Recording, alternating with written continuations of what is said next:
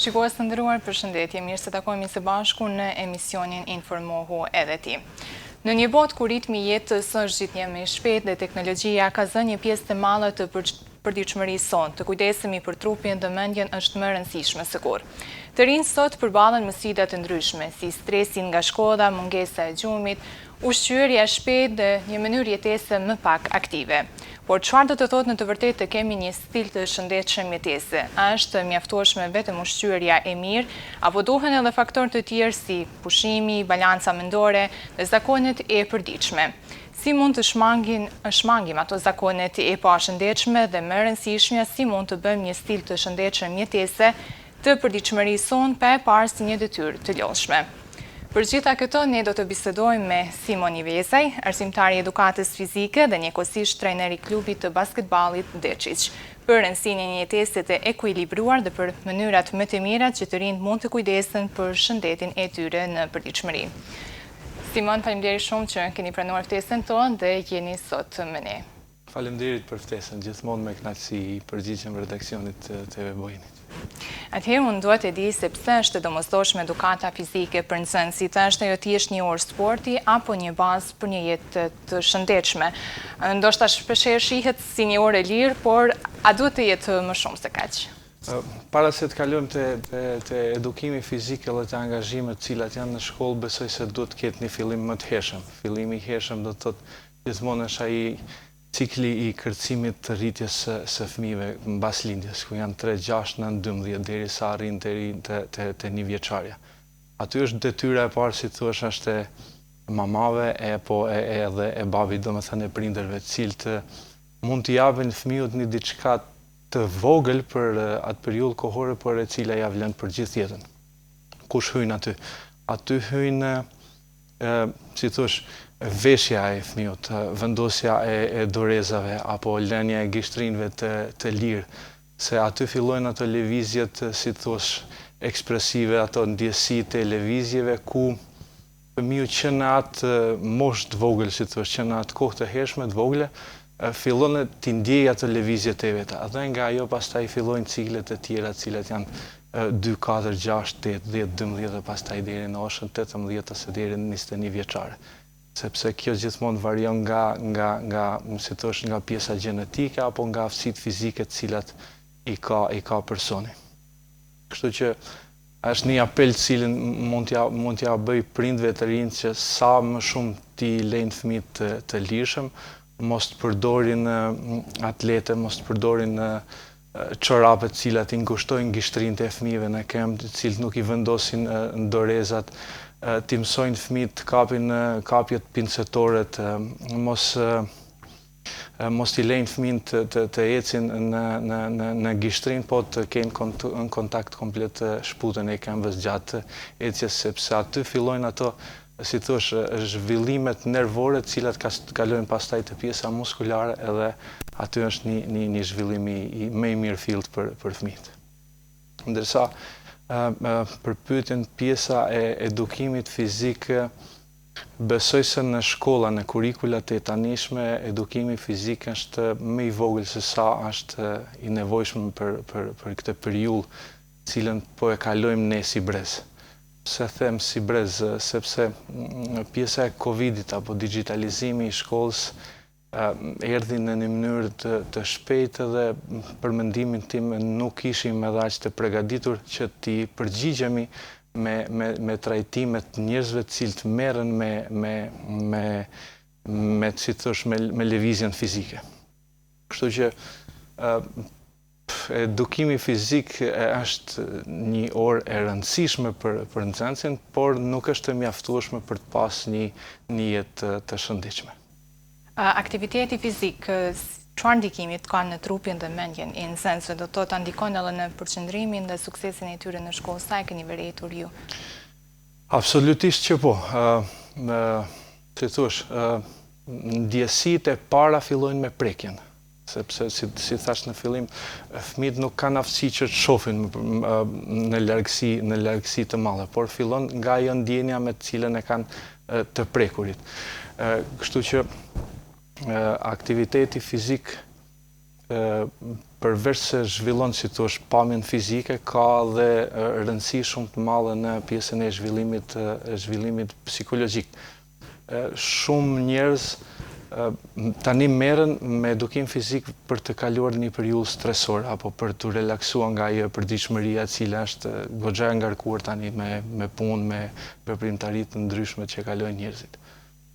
A mendoni se të rinjtë sot lëvizin mjaftueshëm? Fatkeqësisht mendoj se jo.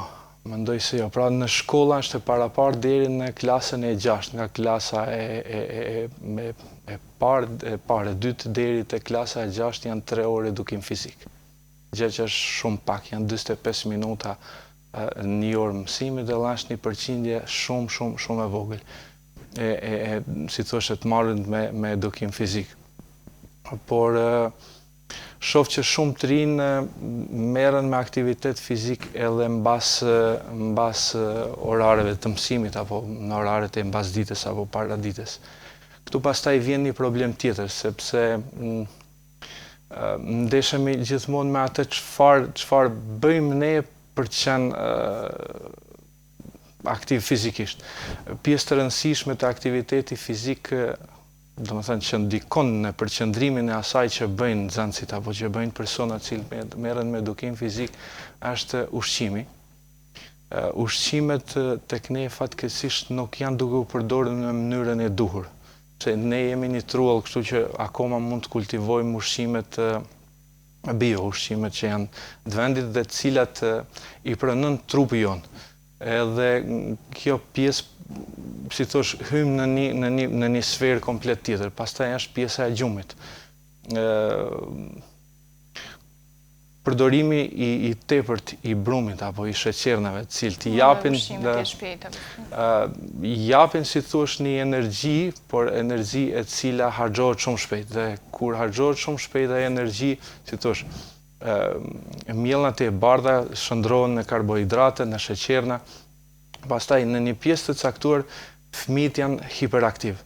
Edhe kur vjen koha dhe harxhohet ajo pjesa e sheqernave, vjen e bën volumi i përqendrimit të tyre dhe nuk kanë mundësi që ta ndjekin as orën e mësimit, as ngarkesën tjetër që vjen, cilën e sjell jeta në përgjithësi. Mirë, meqense ka disa vite që jeni në arsim, si e shihni, ka ndryshuar çësia e brezave ndaj aktivitetit fizik? Mendoni se brezat e mëparshëm ishin më aktiv se të rinjtë e sotëm? Dikur lojrat në natyrë ishin pjesë e përditshmërisë, ndërsa sot kemi më shumë qëndrim në urdhër. Fatkeqësisht ndryshimi nuk është i vogël, ndryshimi është i madh, sepse siç e thatë edhe ju vetë, përpara aktivitetet fizike i bënim jashtë. Tani sikur më duket se edhe prindrit apo njerëzit familjar përpiqen që t'i mbrojnë fëmijët mos t'i lejnë të dalin jashtë, sepse jo gripi, jo virusi, jemi, si thosh, gjithë të friksuar nga ajo që ishte në periudhën e Covidit. Por një kthes është duke u bë, pse shoh që te vendi jon këtu janë hap disa palestra të cilat janë aktive. Kemi disa klube të cilat i frekuentojnë të rinjtë tonë, kështu që deri diku ka aktivitet fizik, po është larg nga ajo e cila kërkohet. Pastaj këto trendet të cilat janë tani, kthehemi prapë te teknologjia, bazohen shumë të rinjt deri te këto njerëzit të cilët quhen influencer. I shohin ato videot e shkurtra dhe kujtojnë se ajo është e gjithë jeta, por ato që i bën dikush që është influencer apo një sportist për 5 minuta incizim, ekziston një set ushtrimesh apo një set përgatitjesh për të dalë ai video. Edhe fatkeqësisht nuk kanë qëndrueshmëri, nuk janë besnik të asaj ku janë ambicjet. Sepse të rinjt fillojnë të merren me një sport të caktuar, basketbol, futboll apo një diçka tjetër, dhe përballja e parë me realitetin, pastaj ka, si të thosh, tregon dobësitë e karaktereve. Vin deri një moshë ku do të bëj ushtrime edhe më tepër për të kaluar një cikël, si thosh, gjysmë profesionist, pastaj aty vjen ajo pjesa e dobët e karakterit, po të gjitha thash ndikojnë kjo pjesa e më pashme ku se si formohet një trup, dhe pastaj trupi nëse formohet i fortë, si thosh, gjitha elementet cilat janë të nevojshme për trupin, dhe pjesa mendore pastaj bëhet më e fortë dhe mund të përballohet ajo e cila është realiteti. Çfarë do të thotë të kesh një stil jetese të shëndetshëm, do të thotë përpos që të merremi me aktivitete sportive, çfarë përfshihet këtu tjetër? E fillojmë tek e para. E para është gjumi, pushimi i dur. Dihet se në pjesën e gjumit thithën disa hormone të cilat janë për funksionimin më të mirë. Ato janë hormoni i rritjes, hormoni i gëzimit, hormoni i gjumit. Gjitha këto janë pjesë e 24 orëshit. Nëse përdorim si thosh telefonin në orë të vona dhe janë ato rrezet blu të cilat janë ato e prishin hormonin melatonin i cili tërhiqet gjatë natës ku duhet të jetë dhoma komplet në errësirë për ta thithë trupi atë hormon, pastaj pjesa e mëngjesit si zgjohen. Ndoshta i duket dikujt absurde, por nëse zgjohesh herët, nëse lahesh, faqesh me ujë të ftoftë ose bën një dush me ujë jo krejt të nxehtë, po të jetë pak më i ftohtë, trupi vjen e reaktivizohen, gjitha celizat e trupit futen në punë, sepse i japim një sinjal trupit se u zgjuam sot është një ditë që duhet punojmë. Pastaj pushimi para stërvitjeve, ushqimi para stërvitjeve, ushqimi mbas stërvitjeve, edhe pjesa e shlolljes së trunit. Kam përshtypje se gjatë ditës ngarkesën psikologjike ja japim trunit pas një përgatitje paraprake për atë çfarë bëjmë. Kështu që për të jetuar shëndosh është më lehtë se sa të jetosh jo shëndosh. Por thjesht duhet të jemi larg disa gjërave të cilat na ofrohen më lehtë se kjo pjesa e shëndosh. Pse e them këtë? Sepse sa zgjohemi në mëngjes, tendenca e 90% njerëzve marrim telefonin dhe shohim se çfarë ndodhi, si ka ndodhur, ku është ky, çfarë po bën ky e kështu me radhë.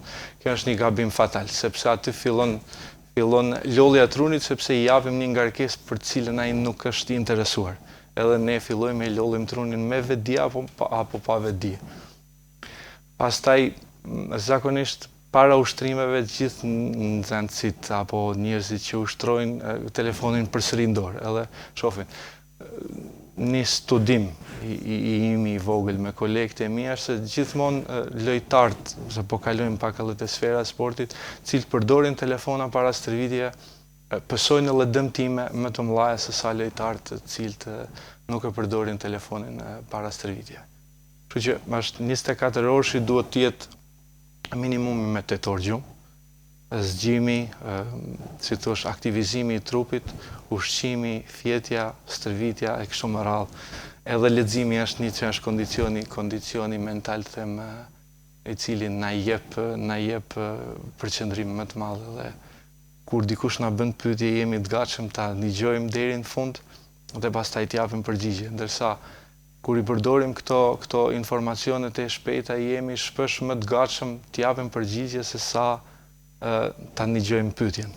E kjo është pjesë nuk them e kulturës që na është bërë, po kjo është pjesë cilën po e vuo brezi jon sepse jemi të përballuar me atë që është jo të përgatitur pjesën e digitalizimit të jetës tonë. Atëherë besoj këto janë disa këshilla të vlefshme për shikuesit tanë dhe të them disa hapa që mund ata të ndryshojnë në jetën e tyre, me hapa të vegjël mund të bëjnë ndryshime të mëdha. Përmend me pak më parë edhe ushqimin, do të thotë se sa rëndësi ka në energjinë e tyre, por a në ndërsojnë të rinë rëndësinë e ujit. Çfarë pasojash mund të ketë mungesa e hidratimit të mjaftueshëm? Vetë fakti se një fëmijë kur lind është 80% apo si për 80% është i përbërë nga uji. Ajo, do më thënë, e ka dhe në përgjigjen e vetë njeriu kur lind. Ndërsa kur vjen deri tek mosha deri në 60 vjeçare shkon në ullet deri në 60% të ujit. Kështu që uji zën një rëndësi shumë të madhe për funksionimin e njeriut, qoftë edhe ulur, sepse aty merren disa minerale të cilat vetëm thjesht me ujë mund të merret. Kështu që konsumimi i ujit, do më thënë, ka një rëndësi shumë të madhe, që nga mjesi deri në darkë. është një thënie kineze që thot nga dielli tek dielli, gjë që nuk kalon këtu tek ne sepse bëjmë një jetë ndryshe. Kur lidhet uji nuk konsumohet me një temperaturë, si them, më të ftoftë se sa është vetë temperatura e brendshme e njeriut. Kështu që ne kur marrim ujë dhe kemi ujin shumë ftoftë, pastaj shkaktojmë një shok të vogël tek trupi, pavarësisht se josh më shumë trupi si thosh e ndjen më shumë freskinë, por trupi e don një temperaturë, si thosh deri në 17-18 gradë ujin që të jetë i mirëfill dhe mos të mundojmë trupin kur hyn uji në trupin tonë. Mirë. Cilat janë arsyet kryesore që i pengojnë të rinj të mbajnë një stil të shëndetshëm jetese? Do veçoni ju se teknologjia dhe mënyra moderne e jetesës do të ka një rol të rëndësishëm në këtë aspekt?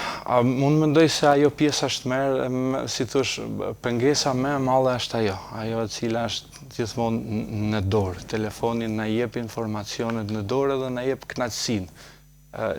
Po e marrim një fëmijë të vogël, ai lodrat cilat zgjasin një gjysmë ore apo 5 minuta, ndërsa nga kënaqësia e fitores që ka, ai si thosh i ushqen gjitha hormonet e gëzimit aty për 5 minuta punë duke qëndruar i ulur. Edhe kur vjen përballja me atë realitetin e cila është lodra që është me aktivitet fizik, përplasja me shokun, kushrinin apo me kundërshtarin në fushë, në sport, ka nevojë të bëj shumë më shumë punë që ta ndiej kënaqësinë. Kështu që teknologjia gjithmonë është ajo e cila na pengon ta ndjejmë kënaqësinë reale, sepse ndjejmë kënaqësinë momentale që na jep telefoni. Unë duhet të ndalem tani tek sporti, se çfarë mëson sporti tek të rinjët dhe si mendoni ju, është më rëndësishme talenti apo dëshira dhe përkushtimi i saj përket tyre që dëshirojnë të merren me sport?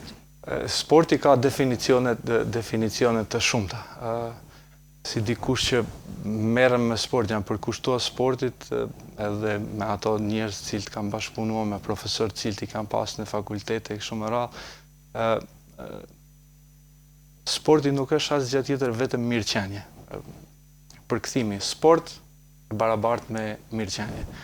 Kur jeni mirë, pastaj gjitha gjërat i bëni lehtë, domethënë edhe keni shëndetin e mirë, edhe keni gjumin e mirë. Kështu që shpesh herë duhet kjo është edhe një problem i cili pastaj vjen tek këto shkollat e sporteve të cilat hapen mbas orarit punëve. Pse? Fëmijët në moshën, si thuaç, 7, 8, 10, 12 apo deri në moshën 16 vjeçare, trajnerët e tyre kërkojnë rezultat. Por rezultati në atë moshë nuk është i rëndësishëm, ndërsa për trajnerët cilë duan t'i bëjnë marketing vetes edhe të shtojnë numrin e sportistëve, për ato është i rëndësishëm rezultati. Besoj se ajo pjesë e funksionimit të sportit duhet të ndryshojë mënyra e garimeve, edhe aktivitetet fizike t'jenë sa më masovike. Nga ajo e cila është masa, pastaj talentet shpërndahen nga ajo grup, edhe punohet me një trajtim më të veçantë. Ndërsa pjesa e talentit apo e punës, talenti është 10%, 90% është punë. Sidomos këtu tek ne ka njerëz goxha të talentuar për sport, por nga 10 del vetëm 1, apo nga 20 dalin 2. Kjo do thotë se ato të cilët kanë dalë kanë pas përkushtim më të madh, kanë pas kuraje më të madh, kanë pas karakter më të fortë, edhe prandaj gjithmonë them se puna e përkushtuar gjithmonë e mund talentin. Por çfarë duhet të patur parasysh një i ri që mendon të merret seriozisht në sport? Në fillim nuk ka shkputje të mëdha nga jeta e përditshme. Por nëse kalon në atë pjesën profesionale, pastaj don një shkputje, pra kjo është don një ushqim më të mirë, don një pushim më të mirë, don ushtrime më të mira, ushtrimet duhet të jenë në 2 cikle para dite, mbas dite, duhet të jenë më gjata. Kështu që sporti profesional, nëse nuk ka dikush që merret me sport fat të mirë që të mund të sigurojë një jetë mbas përfundimit të karrierës, është pak edhe e vështirë ti rekomandosh dikujt duhet merresh me sport se duhet merresh me sport. Sporti nuk është jeta, sporti është thjesht një pjesë e jetës e cila na ndihmon që jeta të jetë më e lehtë, të jetë më e bukur, që mos të ketë stres. Për të marrë me sport profesional, siç e thash, don shitosh shumë shkputje nga jeta reale. Edhe kjo është një diçka që shumë të rinjt edhe i pëngon që të merren me atë sport, sepse vetë ambienti ku jetojmë, jeta e shpejtë, informacionet e shpejta, nuk na bëjnë që të devijojmë nga ajo rrugë e cila është jo shumë e lehtë, por besoj se ja vlen. Por ka rëndësi do i sporti që zgjellim, apo çdo aktivitet fizik sjell të njëjtat përfitime, duke qenë se kemi edhe sport aerobike dhe ato më të fuqishme? Për mua më e rëndësishmja është që fëmijët të kapin ritmikën. Edhe ajo vjen, them, me qenë se jemi vend këtu që kemi shoqata kulturore artistike, që është rekomandimi i parë, është ajo lloj sportit i takon të gjimnastikë ritmike, pavarësisht se hyn pastaj te vallet popullore. Aty mësohet, përveç asaj që merret në shkollë, aty mësohen lëvizjet e koordinuara. Pse? Kemi lëvizjet për shembull të kërcimeve ku duhet të kemi kontakt me themër, me majt gishtave, ku është e koordinuar dora e djathtë me kamën e majt e kështu me radhë. Kështu që ajo jep një zhvillim më të mirë edhe psikologjik, edhe kemi një balancë më të mirë, kemi qëndrueshmëri më të mirë, jemi edhe më të shkathtë që t'i përballojmë gjërat në jetë. Lidhet me këtë pjesën që tani themi bëjmë fitness. Fitness në përkthim është ti jesh i gatshëm për jetën. Shoh që shumë është shpërnda pjesa e fitnessit, jo body pump, jo body boom. Kështu, ajo është thjesht lëvizje fizike, ajo është atletik edhe gjimnastik. Kështu që fit është e barabartë ti jesh i gatshëm për jetën. Çfarë do të thotë? Do të thotë kur je i gatshëm, nëse shpohet goma e makinës, është një person i gatshëm ta ndrojë gomën e makinës. Nëse rrëzohet fëmiu, është i gatshëm ta marrë fëmiun edhe ta ngrejë në këmbë prap. Je i gatshëm të mbash qeset, ti shërbesh familjes. Kjo është ajo që them unë, njerëzit të thjesht duhet të merren me sport thjesht vetëm të jenë të gatshëm për jetën. Pastaj pjesa profesionale ka një regjim siç e thash tjetër. Basketbolli është një sport shumë i dashur, duke qenë se jeni trajner i klubit të këtij sporti, çfarë përfitimesh fizike dhe mendore sjell ai për të rinjt? Tu vjen pastaj ajo shpërndarja e sporteve kolektive me ato individuale. Si sportist kam pas dikur them paragjykime ndaj sportistëve të cilët merren me sporte individuale. Sepse mendoja e kanë më të lehtë, se bëjnë stërvitje vetë, nuk kanë nevojë t'ia japin topin dikujt, nuk kanë nevojë ta marrin topin nga dikush, por thjesht i bëjnë vetë. Unë kam zgjedh basketbollin, ka qenë si thosh pjesë e familjes, sepse vllai është marrë paramet me sport, dhe thjesht ka qenë ashtu si idulli im, dhe unë kam vazhduar pastaj me sport. Nuk do të thotë se do të kesh një diçka të veçantë merresh me basketboll. Ka, si të thosh, lojtarë shumë cilësorë, të cilët nuk e kanë gjendësinë e madhe, por kanë cilësitë, kanë aftësitë e tyre që të luajnë me topin, që të bëjnë kosha e kështu me radhë.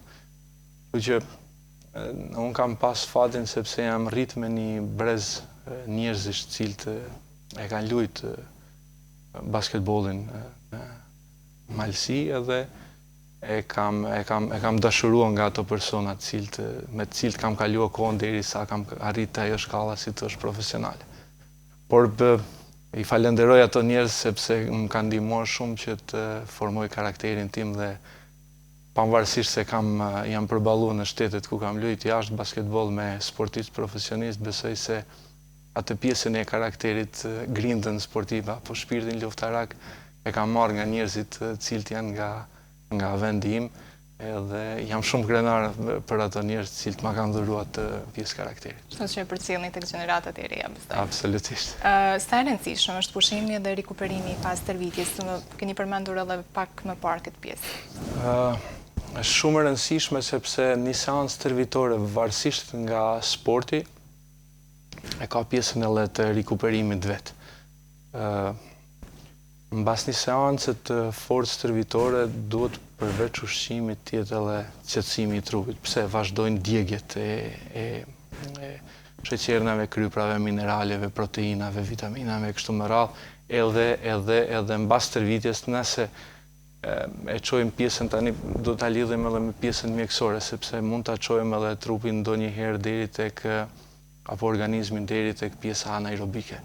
Edhe vazhdojnë djegjet e këtyre që i nomrova më përpara. Kështu që regjimi i gjumit edhe i pushimit është ngushtërisht i lidhur me pjesën e ushqimit.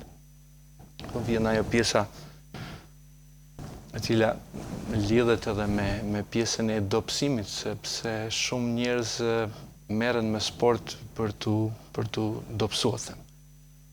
Për shembull, për trupin tim, rreth 3000 kilokalori janë të nevojshme për të funksionuar trupi im gjatë 24 orëshit.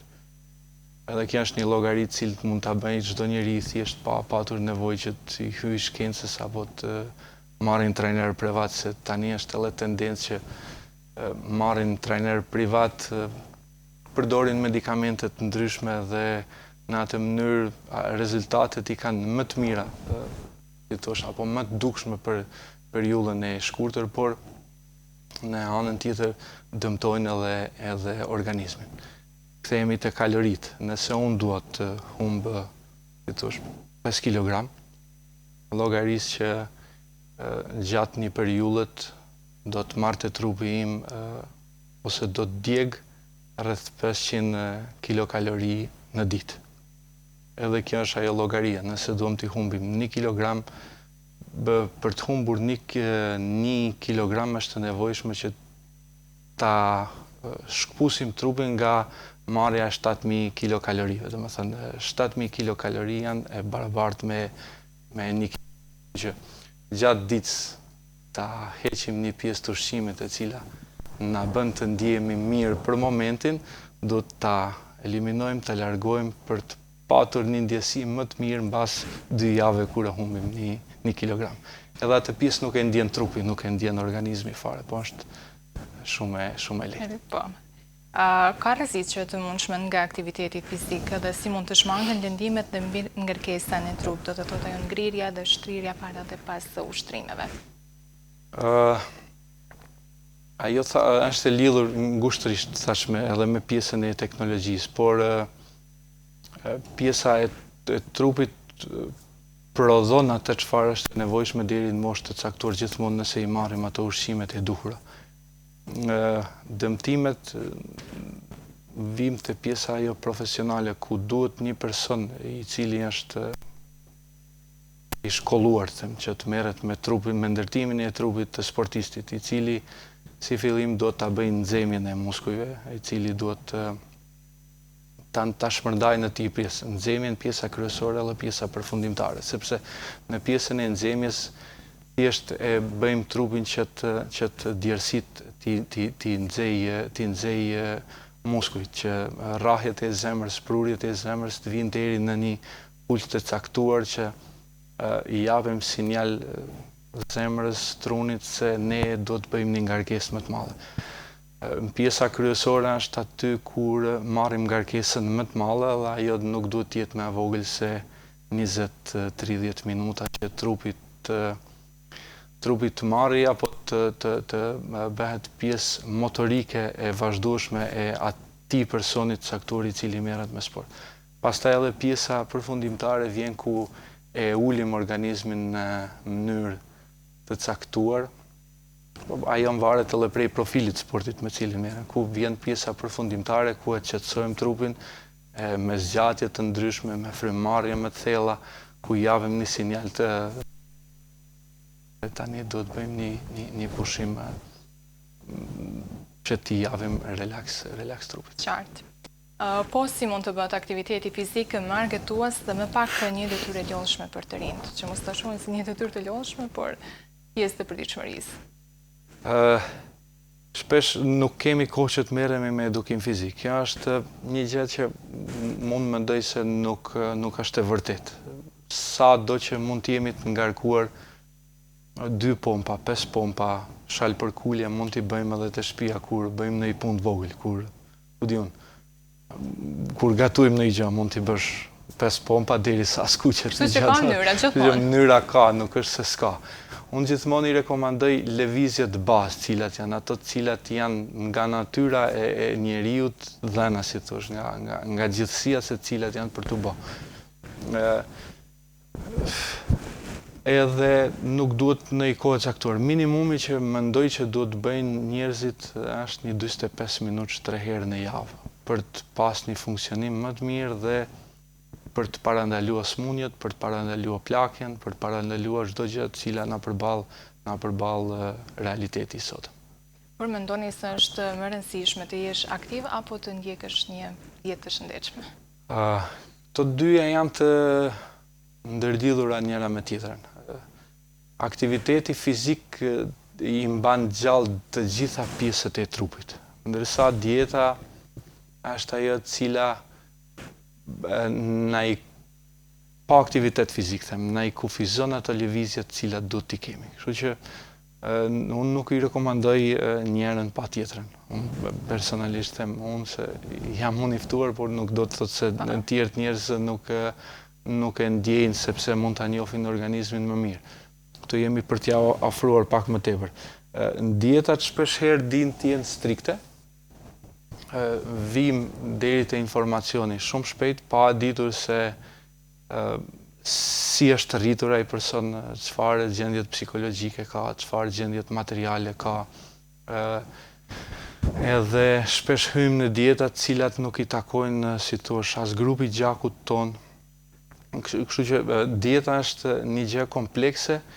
Për t'i mos munguar trupit asnjë gjë, duhet të konsultohet minimumi një person i cili di ta ndërtoj një program dietor, ose duhet të merren me nutricionist, por jo nutricionist cilët përfundojnë tani kurse të cilët zgjasin 2, 3 apo 5 ditë, sepse trupi është tempull i çdo njeriu, i çdo shpirtit, i çdo krijesit. Kështu që duhet trajtimi mirë i trupit për të pasur një funksionim më të mirë. Qartë.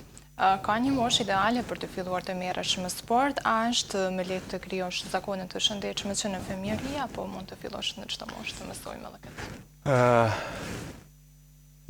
Aktivitet fizik them. Siç e thash në fillim fare të emisionit, fillojnë që nga lëvizjet e parat që i ka personi, që nga lëvizja e gishtrinjve, e këmbëve, gjunjve, e kështu me radhë. Kështu që në shkolla sportit apo në sport në përgjithësi, cikël, jo profil të caktuar, do të merren fëmijët që në moshën 3-gjys vjeç. Jo me detyra, po të jenë në forma lëvizore, me kërcime të ndryshme, me kalime të ndryshme, me kapërdime përpara, kapërdime mrapa. Nuk e thash kot që në fillim.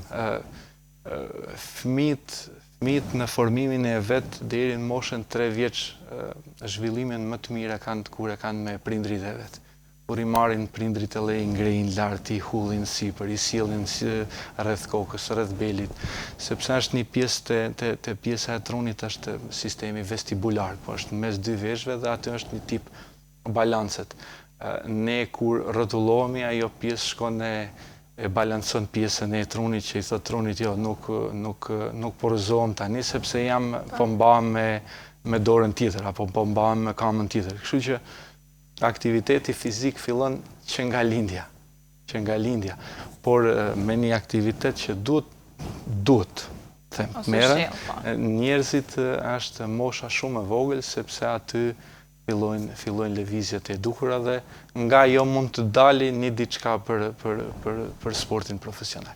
Por sa i përket të rinjve, do të thotë ka një moshë të caktuar, por më rëndësishme është dëshira dhe hapi? Mosha biologjike nuk është edhe shumë e rëndësishme. Njoh shumë sportistë të cilët kanë pas talent në moshë të vogël, por kur kanë ardhur në një moshë ku duhet të merren me atë në mënyrë profesionale, nuk kanë pas mundësi, sepse zhvillimi i trupit i tyre ka qenë i hershëm, struktura muskulare ka qenë e mirë, edhe si thosh, janë dalluar nga moshatarët e vet, por kur kanë ardhur në moshën e caktuar, këto të cilët kanë qenë më mbrava, them, kanë pas një zhvillim më të mirë dhe i kanë kaluar këto. Kështu që ajo është komplet individuale,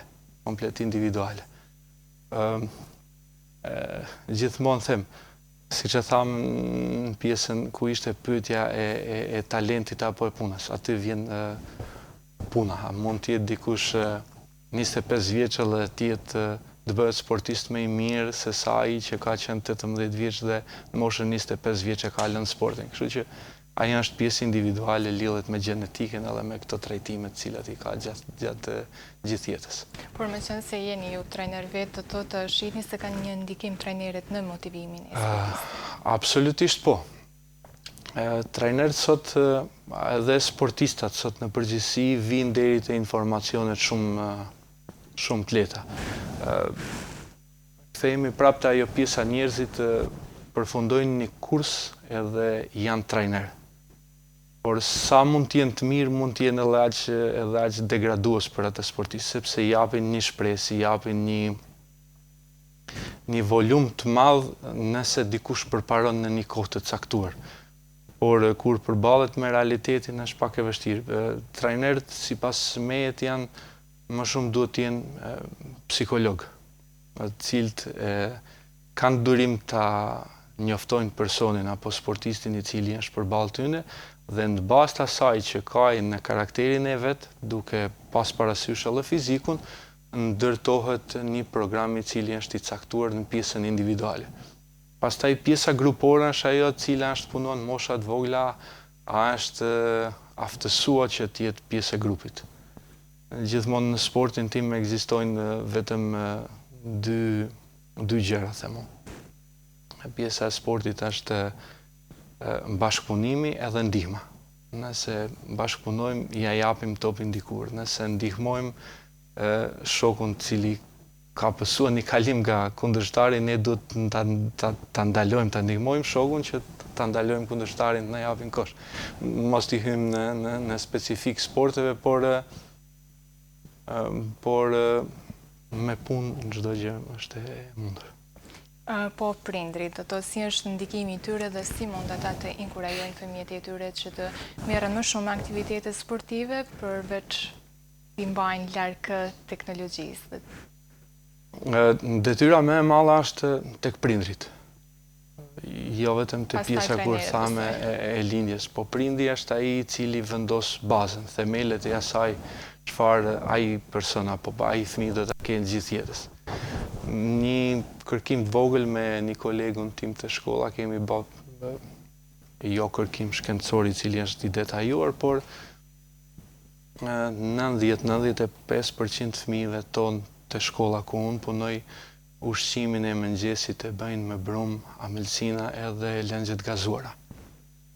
Aja është pjesë e cila sipas mendimit tim është e ndërtuar më herët, ku prindit japin lirinë fëmijëve që t'i konsumojnë këto, pastaj kur vinë në moshën e vet, ato bëhen edhe të varur nga ato, sepse e ndjejnë kënaqësi, ndjehen mirë kur ushqehen me ato gjëra, sepse niveli i inzulinës apo i sheqerit kërcen më lart edhe ato ndjejnë kënaqësi më të mëdha dhe janë më të gjallë. Kështu që prindit janë ato të cilët janë njerëzit kyç për ndërtimin e trupit të fëmijëve, por edhe të karakterit të tyre. Do të thotë ju përmendet edhe pak më parë që gjithmonë mund të bëjmë aktivitete fizike, do të thotë nuk është mungesa e kohës ai problemi kryesor, por është çështje prioritetesh, apo jo, do të thotë mundet në çfarëdo lloj ditësh të ketë ndonjë aktivitet fizike. Unë mendoj se është thjesht pjesë e organizimit. edhe pjesë e asaj çfarë një njeri do të bëj me veten e vet. Këtu nuk mund të hymë të themi dikuj se do të bëj aktivitet fizik, se mbase dikush nuk mund të jetë, nuk mund të ndjej veten komfort kur merr ngarkesë fizike. Por e rekomandoj që ta provojnë një herë dhe pastaj të bëjnë një pushim dhe të kthehen në atë pjesën kur kanë qenë aktiv fizikisht dhe kur nuk janë aktiv fizikisht. Se si ka reaguar trupi i tyre, se si kanë qenë të aftë t'i zgjidhin problemet e tyre, se realisht jeta është ajo e cila të përballon me probleme, me gëzime, me gjëra reale të cilat na i ofron jeta. Këto ishte një rekomandim, por unë përfundua një mesazh nga ju për gjithë të rinj që ende nuk kanë gjetur motivimin për të bërë aktivitete fizike apo filluar ndonjë sport, e duke pasur parasysh që këto mund të ndikojnë vetëm pozitivisht në jetën e tyre. Kjo është një detyrë e cila do të jetë të gjithë njerëzve të cilët merren me jetën publike. Aktiviteti fizik është e mirëqenie. Nëse doni të ndjeheni mirë nga ana psikologjike, mendore, besoj se do të merreni me sport. Kjo është mesazhi i cilin unë e jap për gjithë njerëzit. Ndërsa edhe pjesa e trupit, njerëzit duhet ta ndjejnë trupin e vet. Dhjami është vetë si natyri pa lëvizshëm. Duhet ta ndjeni trupin e vet, pavarësisht se ne prekim lëkurën, e bëjmë lëvizjet tona normalisht, por muskuli është ai që e jep kënaqësinë e lëvizjes. Edhe me strukturë muskulare të fortë, pastaj zgjasim jetën edhe ligamenteve edhe kërcejve edhe ngarkesën nga kockat e heqim, sepse ngarkesën e mban ai i cili është i lindur për të mbajtur ngarkesën dhe ai është muskuli. Mirë, atëherë mua mbetet ju falenderoj shumë për kohën që keni ndarë për ne, për gjitha këto këshillat e vlefshme për shikuesit tanë, për këto këshillat që keni ndarë nga eksperjenca juaj. Unë shpresoj që kjo bisedë ka frymëzuar edhe të rinj që të bëjnë ndryshime të vogla në përditshmërinë tonë, por që sigurisht do ketë ndikime të mëdha në jetën e tyre. Faleminderit, kënaqësia ishte imja dhe ju përgëzoj për emisionin. Faleminderit. Shikues të nderuar, faleminderit edhe ju për vëmendjen. Mirupafshim në emisione tjera.